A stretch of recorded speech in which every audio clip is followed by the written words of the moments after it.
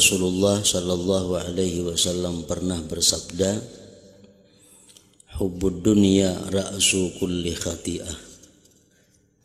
Cinta dunia itu adalah puncak daripada segala kejahatan.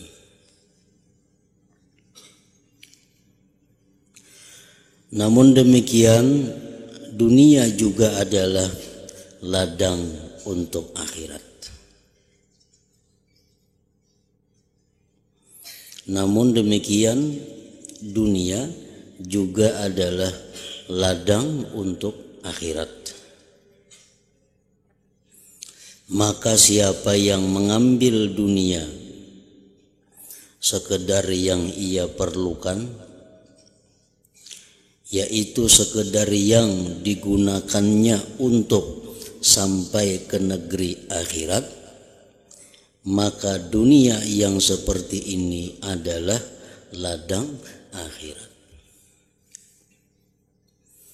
Dunia yang digunakannya untuk kepentingan-kepentingan ibadah, dunia yang digunakannya untuk mendekatkan diri kepada Allah, nah maka dunia itu adalah bukan lagi sesuatu yang tercela, tetapi merupakan sawah atau ladang akhirat. Tetapi siapa yang mengambil dunia hanya semata-mata untuk mencari kesedapan dan kebahagiaan, maka dunia itu pasti akan membinasakannya. Dunia hanya diambilnya, dunia hanya dipakainya untuk bersenang-senang, dunia hanya dipakainya untuk bersedap-sedap, dunia hanya dipakainya untuk bermewah-mewah. Nah, itulah dunia yang mencelakakan seseorang.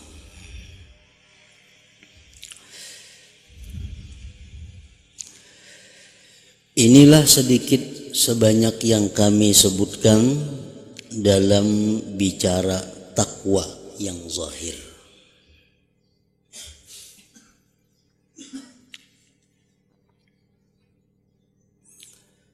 Seperti memelihara anggota-anggota tubuh daripada yang diharamkan Allah. Nah, itu merupakan bicara takwa yang zahir. Bicara bagaimana menjaga mata, menjaga tangan, menjaga kaki, menjaga telinga daripada hal-hal yang dilarang Allah. Nah, maka itu masalahnya takwa yang zahir ngarannya, yang merupakan permulaan jalan dalam menuju hidayah.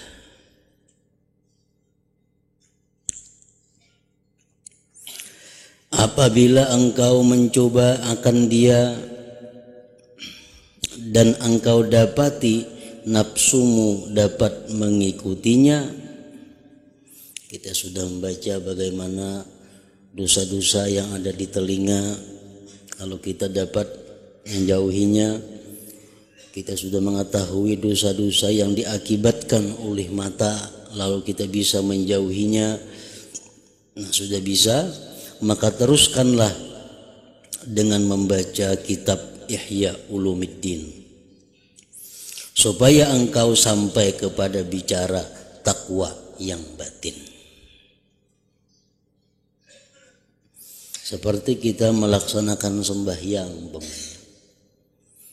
melaksanakan sembahyang dengan melakukan segala syarat dan rukunnya, itu merupakan takwa yang zahir. Kita disuruh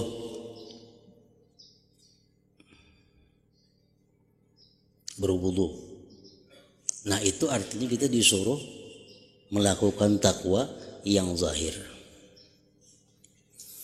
Tetapi hendaknya bukan hanya kita disuruh melakukan takwa yang zahir dengan berwudu itu, tetapi juga kita hendaknya disuruh melakukan takwa yang batin yaitu tobat daripada segalian dosa-dosa yang ada di dalam diri kita.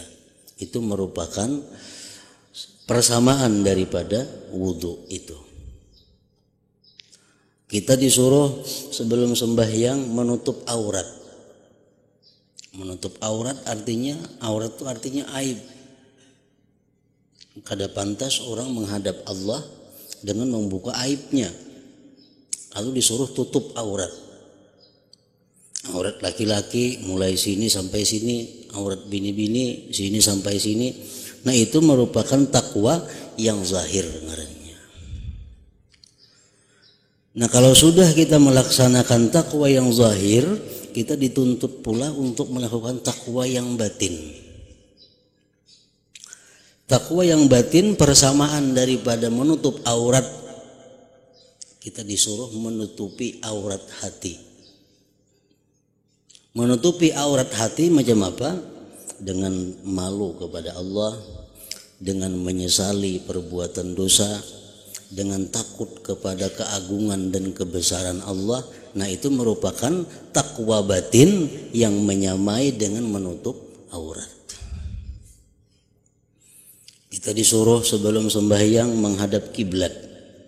Menghadap kiblat. Artinya di mana dada kita diwajibkan menghadap kiblat. Nah, itu takwa yang zahir.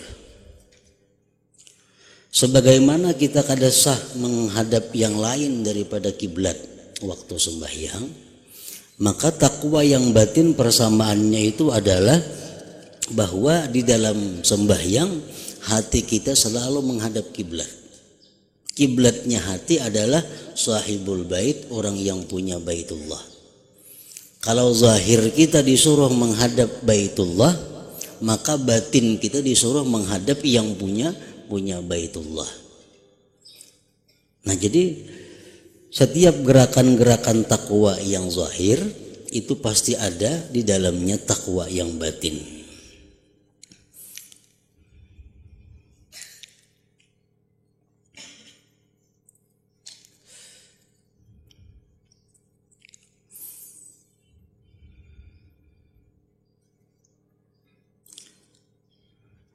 Kemudian setelah itu, apabila hati nuranimu telah engkau penuhkan dengan takwa, sudah penuh hati dengan takwa.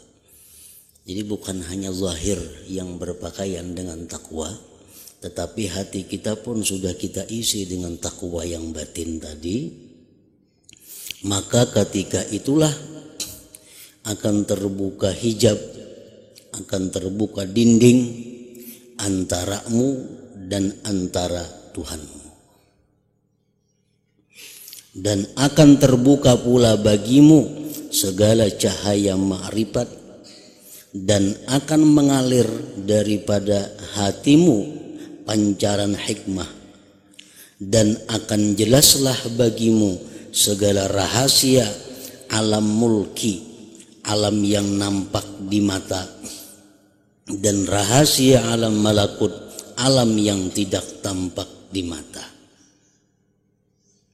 Kalau sudah takwa zahir kita jalankan, diiringi dengan takwa yang batin. Tadi misalnya kita berwudu, sekaligus kita melakukan tobat kepada Allah. Kita menutupi aurat hendak sembahyang, sekaligus kita menutupi dosa-dosa hati kita. Kita tutupi dosa hati kita dengan menyesal, dengan malu kepada Allah, dengan takut kepada Allah. Kita arahkan badan kita menghadap kiblat, sekaligus hati kita arahkan menghadap yang punya kiblat. Nah, kalau kita sudah bisa demikian, kita akan diberi Allah penglihatan mata hati, sehingga mata kita bisa kita gunakan untuk melihat alam nyata, alam dunia ini, dan mata hati kita pun bisa melihat apa yang terjadi, apa yang sebenarnya dilihat oleh mata itu.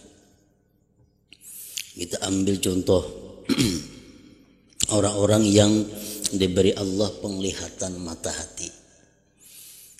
Diriwayatkan kisah yang sudah kita ketahui bersama tentang Imam Ghazali. Imam Ghazali ini seorang ulama besar, boleh dikatakan Sayyidul Musannifin. Beliau sangat banyak mengarang kitab dari berbagai macam disiplin ilmu. Nah, ading Sidin bernama Ahmad Al-Ghazali. Ading Sidin bernama Ahmad Al-Ghazali. Imam Ghazali, beliau seorang ulama besar dan sekaligus jadi imam di Masjid Jami. Tiap waktu Sidin jadi imam, ading Sidin Ahmad Ghazali itu kada mau ikut waktu itu lawan Imam Ghazali. Kada mau ikut waktu itu. Imam Ghazali mengetahui hal demikian, melapor kepada mamanya. Itu mah pada hipang ading tu nah, supaya sembahyang mengikut ulun. Kayaknya mun yang kada mengikut ulun supan, dikira nang apa kena ada kelakuan ulun yang kurang baik, ada akhlak yang kurang baik sampai ading tu kada mengikut ulun sembahyang. Nah, kemudian disuruh mamanya adingnya tadi mengikut Imam Ghazali sembahyang berjamaah di Masjid Jami itu. Begitu sampai di masjid, Imam Ghazali jadi imam, Ahmad Ghazali tetap kada kawa umpat mengikut Ghazali. Tetap sembahyang sorangan. Nah, kemudian ditakunu Imam Ghazali, kenapa ikan pada umpat aku sembahyang berjamaah, ada umpat mengikut aku. Ujar Imam Ghazali, ujar Ahmad Al-Ghazali, kayak apa ulun hendak umpat mengikut pian, sedangkan ulun melihat pian itu berdarah-darah. Betul najis hatinya kan, darah najis. Sedangkan engkau, sedangkan pian berdarah-darah, awak kayak mana mau ikut. Nah, barulah Imam Ghazali sadar bahwa waktu sembahyang itu Imam Ghazali keingatan mengarang kitab tentang masalah mutahayyirah, tentang perempuan yang haidnya kada teratur. Kan haid darah kalau. Nah, jadi waktu sembahyang itu Imam Ghazali keingatan masalah haid, masalah darah.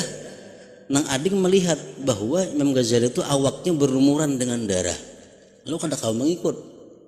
Nah, ini contoh bahwa Ahmad Ghazali ini mempunyai pandangan tentang mata hati beliau, melihat hakikat segala sesuatu. Jadi sebenarnya bentuk manusia ini adalah hakikatnya apa yang ada di dalam hatinya.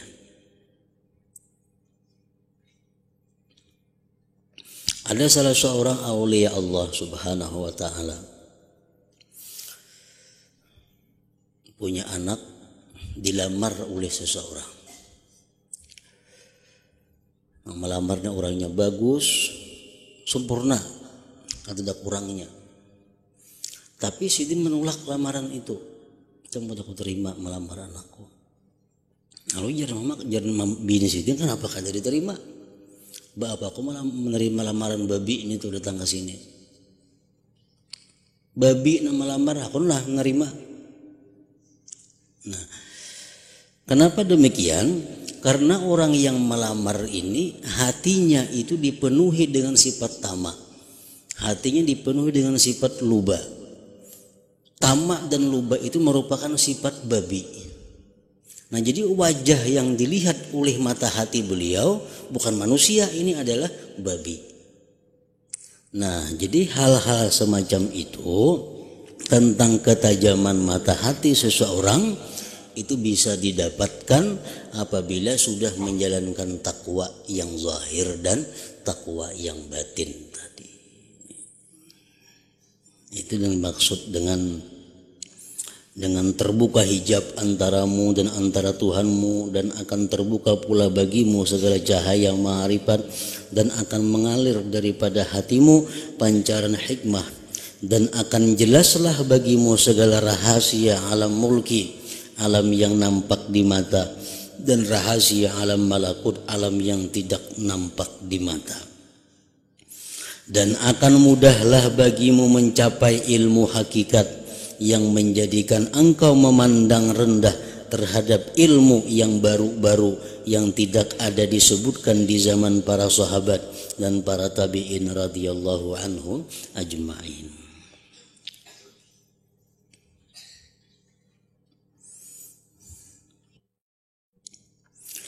Dan jika engkau hanya menuntut ilmu kil dan kal, artinya ilmu perdebatan.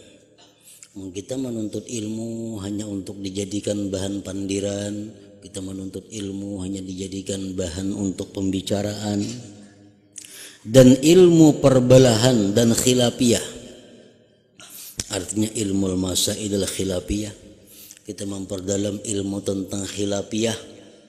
Kalau masalah ini menurut mazhab Maliki apa, ini menurut Syafi'i kayak apa, menurut Hanafi macam apa, kita pelajari hanya ilmu-ilmu yang macam itu, maka alangkah besarnya musibahmu dan alangkah panjangnya kesusahanmu dan alangkah besarnya kehilanganmu. Ketika itu buatlah apa saja yang engkau kehendaki, karena dunia yang engkau tuntut dengan menggunakan agama sudah tidak selamat lagi bagimu, manakala akhiratmu pula pasti akan hilang daripadamu. Maka siapa yang mencari dunia dengan menggunakan agama,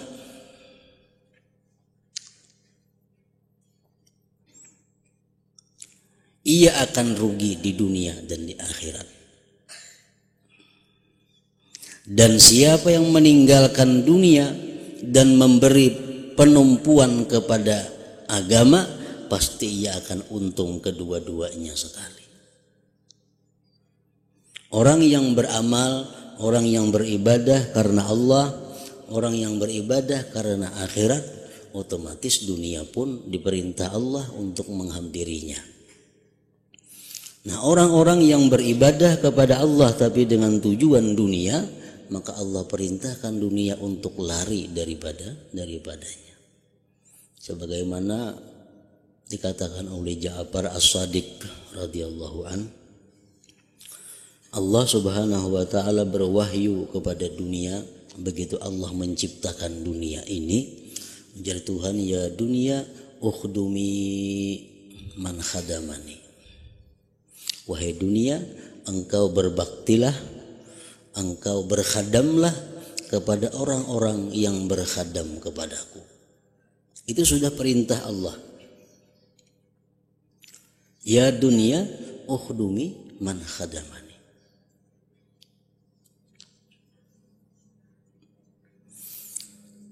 Wahai dunia, engkau berkhadamlah, berbaktilah, mendekatlah kepada orang-orang yang berkhadam kepadaku. Jadi artinya orang-orang yang menuntut ilmunya karena Allah, orang-orang yang beribadah karena Allah, itu dunia kada perlu dikhawatirkan. Allah sudah memerintahkan kepada dunia dan dunia pasti taat kepada Allah bahwa untuk selalu dekat menghampiri orang-orang yang sungguh-sungguh beribadah karena Allah tadi. Wala takhdumi man khadamaki, hai dunia, jangan engkau berkhadam kepada orang yang berkhadam kepada engkau. Nah, orang-orang yang tujuannya kepada dunia, orang-orang yang berkhadam kepada dunia, Allah perintahkan dunia untuk lari daripadanya. Arti lari itu jauh, lalu mengejar dunia.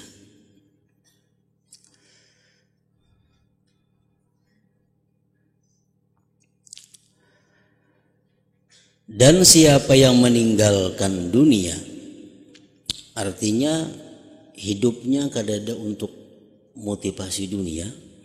Padahal tiap hari sudah kita baca itu dalam sembahyang, dalam pernyataan kita di hadapan Allah. Inna salati wa nusuki wa mahyaya wa mamati lillahi rabbil alamin. Itu pernyataan kita setiap hari. Berbuat inna lagi, inna salati, sesungguhnya sembahyangku, wa nusuki, dan ibadah-ibadahku. wa mahyaya, dan sesungguhnya hidupku, wa mamati, dan sesungguhnya matiku, lillah rabbil alamin, untuk Allah Tuhan semesta alam.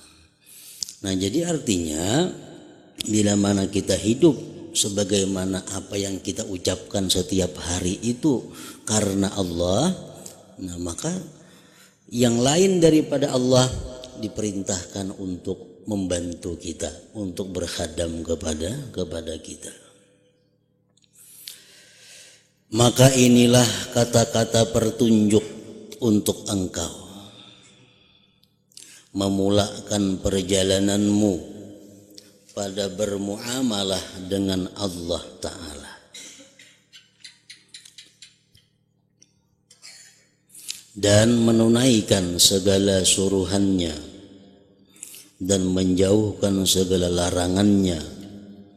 Dan sekarang aku akan sebutkan kepadamu beberapa pertunjuk pula yang dapat engkau jadikan panduan dalam hidupmu di dunia ini bersama dengan Tuhanmu dan bersama dengan segala hamba-hamba Allah Ta'ala.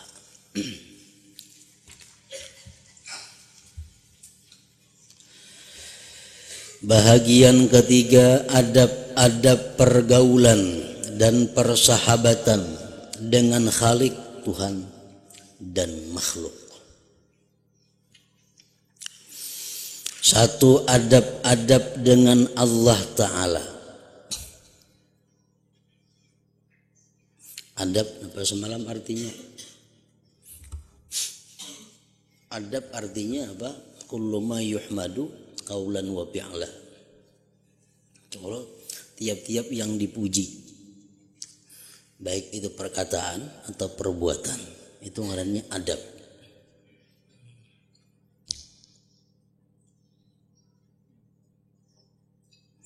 Adab merupakan binting diri kita. Orang yang melingahkan, memperinting adab, maka dia akan tersirit kepada hal-hal yang dimakruhkan. Orang yang sudah terbiasa melakukan hal-hal yang dimakruhkan, dia akan tersirit kepada hal-hal yang diharamkan. Orang yang sudah terbiasa melakukan hal-hal yang diharamkan, dia akan tersirit nantinya kepada hal-hal yang mengakibatkan dia kafir, ingkar kepada Allah Subhanahu wa Ta'ala. Nah, jadi adab ini adalah binting yang pertama. Adab lebih daripada sekedar sunat. Lebih.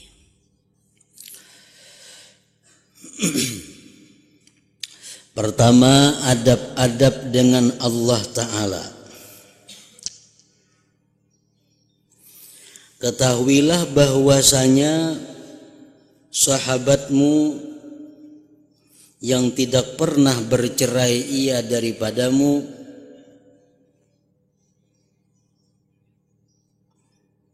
sama ada engkau berada di kampung maupun musafir, di waktu tidur atau jaga, bahkan di waktu hidup dan matimu, ialah Tuhanmu. Itu sahabat, artinya orang yang selalu menyertai kita.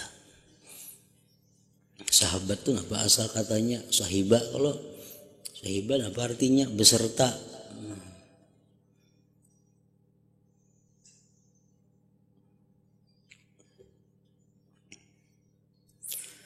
Jadi sahabat yang sebenarnya, orang yang menyertai kita sebenarnya itu adalah Allah Subhanahu wa Ta'ala, baik kita hidup atau mati. Ialah Tuhanmu dan penghulumu dan penolongmu dan penciptamu.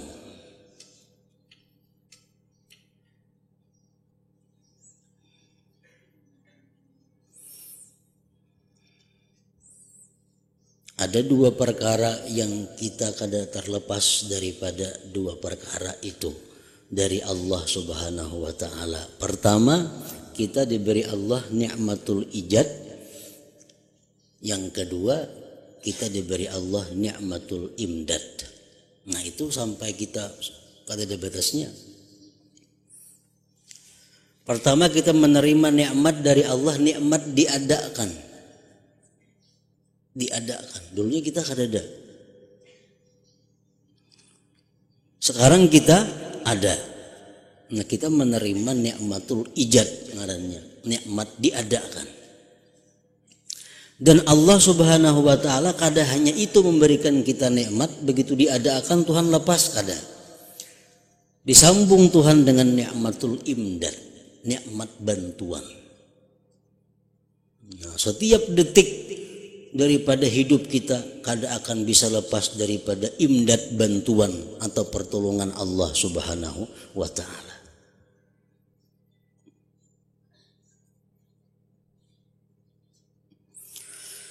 Apabila engkau menyebutnya,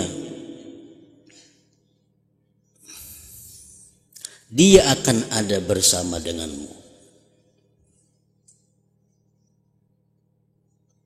Maksudnya Dia bersama denganmu itu, Dia itu artinya rahmatnya bersama denganmu.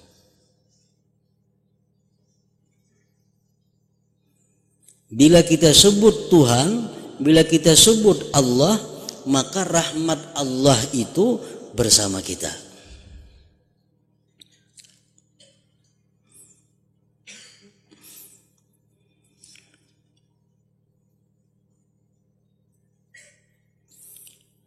Karena firman Allah Ta'ala dalam hadits qudsi, ana jalisuman zakarani.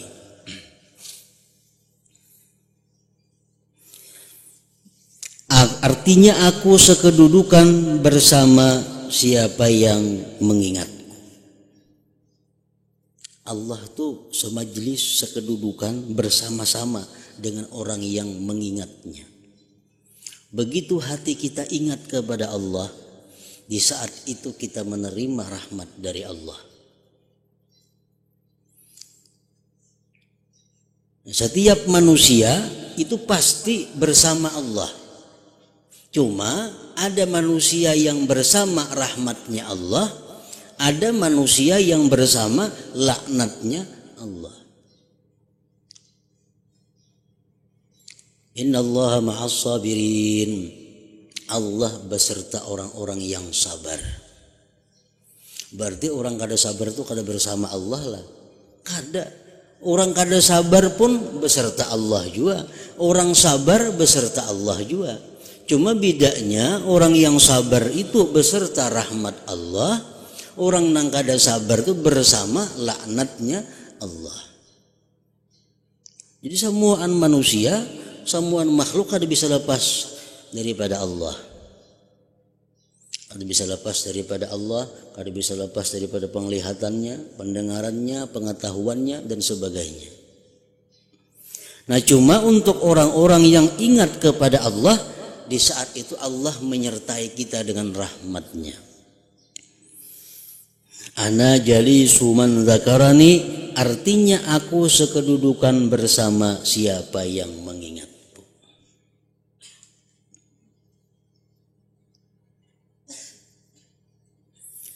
Dan Allah berfirman pula dalam hadits qudsi, ana indal munkasirati qulubuhum min ajli. Artinya, ujar Tuhan, aku di sisi mereka yang hancur hatinya karena mengingatiku.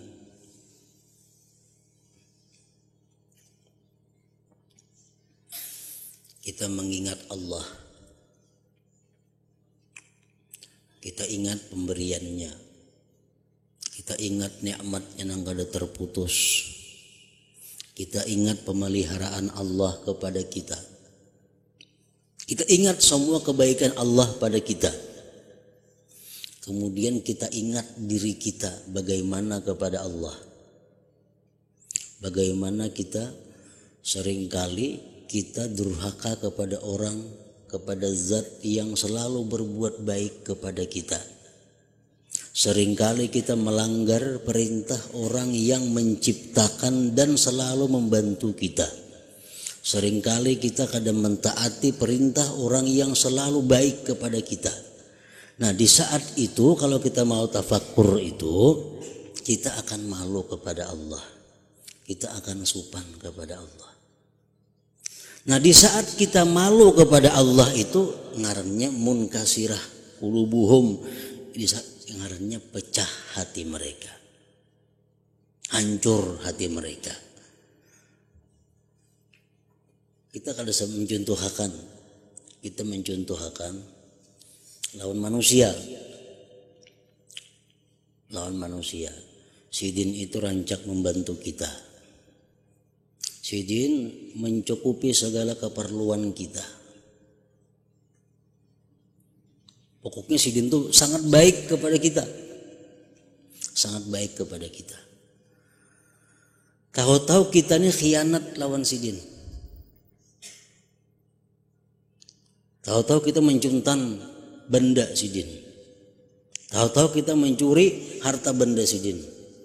Sedangkan Sidin sudah tahu pada kita yang mencuntan. Sidin tahu dah pada kita yang mencuntan.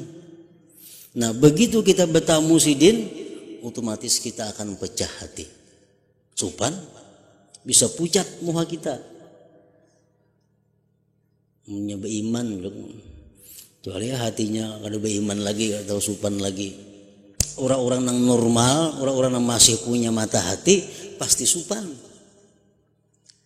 Mengkau beliung bertemu Sidin itu. Kenapa? Karena kita kada tahan menyandang malunya hati kita. Selama ini mulai kekanakan sampai dewasa Sidin memberi makan kita, menyediakan tempat lawan kita, semuaan dicukupi Sidin. Sekarang kita masih aja khianat lawan Sidin. Dan Sidin tahu pada kita khianat. Nah, jelas sudah kita kalau bertemuan beliung aja mun kawan itu kasupanan lawan Sidin tuh. Nah, itu ngarannya munkasirah. Pecah ngarannya maksudnya itu hatinya. Nah, kayak itu juga lawan Allah Subhanahu wa taala. Kalau kita mau berpikir bahwa kita menerima nikmat setiap detik kada terhitung. Kita seringkali maksiat, seringkali melanggar perintahnya. Nah, kalau kita ingat itu, lalu kita timbul sopan dalam hati kita. Nah, ketika kita malu itulah Allah bersama kita. Rahmatnya mencurah kepada kita artinya. Aku di sisi mereka yang hancur hatinya karena mengingatiku.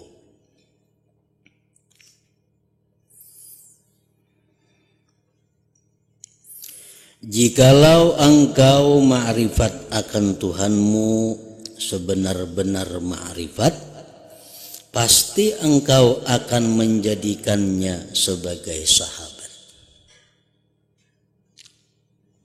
Dan engkau meninggalkan yang lain daripadanya.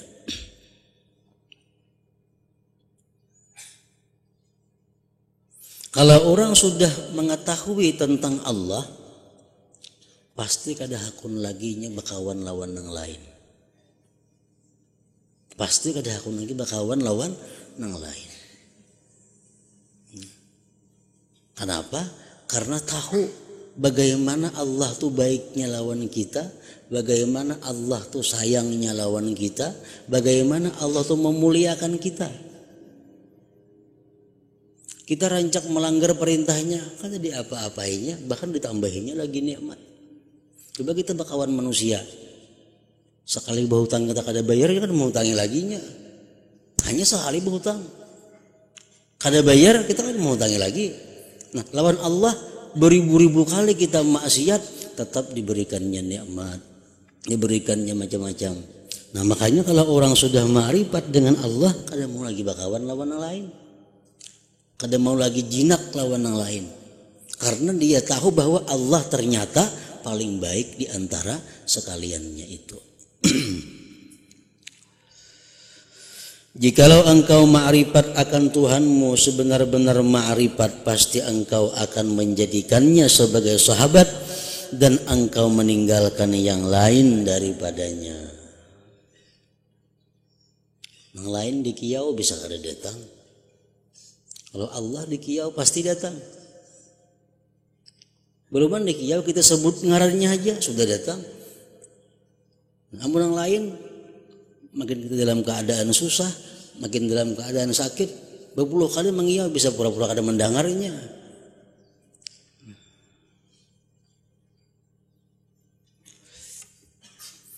Dan jikalau engkau tidak mampu berbuat demikian pada sekalian waktumu, kalau kita kada mampu, jelas sudah kada mampu, 24 jam kita selalu ingat Allah.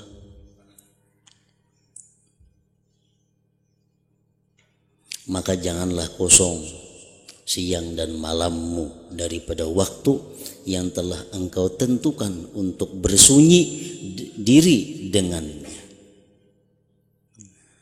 Kita ulah waktu. Waktu kita berduaan dengan Allah. Siang kita ulah waktu sedikit. Malam kita ulah ada waktu. Nang di waktu itu kita kada kawa diganggu orang. Siapapun kada kawa mengganggu kita. Karena kita sedang berduaan, sedang berhubungan, sedang bermunajat, sedang menyampaikan sesuatu kepada sahabat yang paling setia lawan kita, Allah Subhanahu wa ta'ala. Jadi kalau kada kawa setiap saat ujar sidin, jadiakan waktu, sediakan waktu, siang kah atau malam kah, mana ada waktu kosong, kita sediakan waktu kita. Waktu itu khusus untuk Allah Subhanahu wa ta'ala.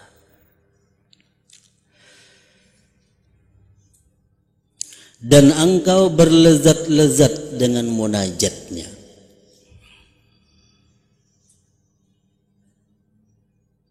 Dan engkau berlezat-lezat dengan munajatnya. Kita berzikir supaya nyaman kayak apa? Kita membaca Quran supaya nyaman kayak apa? Nyaman berzikir, nyaman membaca Quran, itu tergantung iman seseorang. Tergantung iman seseorang. Orang tipis iman, membaca Quran lapah, kada mau nyamannya. Zikir kada mau nyaman. Kenapa? Karena imannya tipis. Imannya tipis. Kalau keimanannya kuat, maka zikir, baca Quran, baca salawat itu akan ada merasakan sesuatu kelezatan, sesuatu kenikmatan.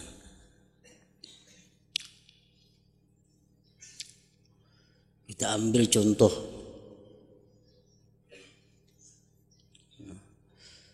Ikan guring. Guring, rahatan mengaruh, nyamanannya guring.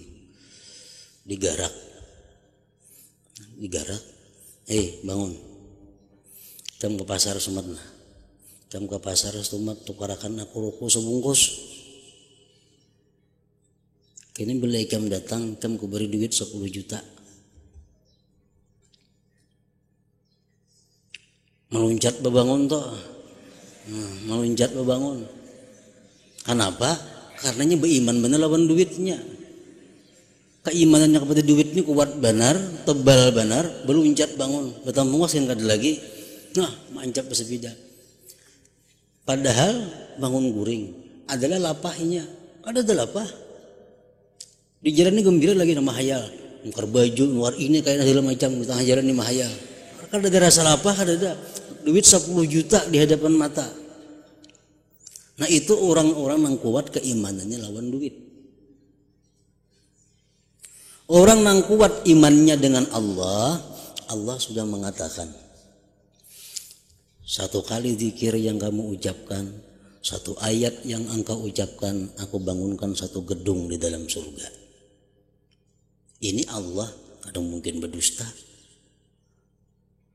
Nah, pajang beri duit tadi mau aja berdusta, didustainya mau aja nih toh. Amun ini Allah kadang mau berdusta, kadang mau berdusta. Seayat ikam baca Quran, sekalimat ikam zikir, ikam Tuhan kuulahkan gedung di dalam surga lengkap dengan permaisurinya. Yaitu kita kulir. Kenapa maka kulir? Iman kita kepada Allah tipis. Iman kita kada mampu untuk menggerakkan itu. Nah, jadi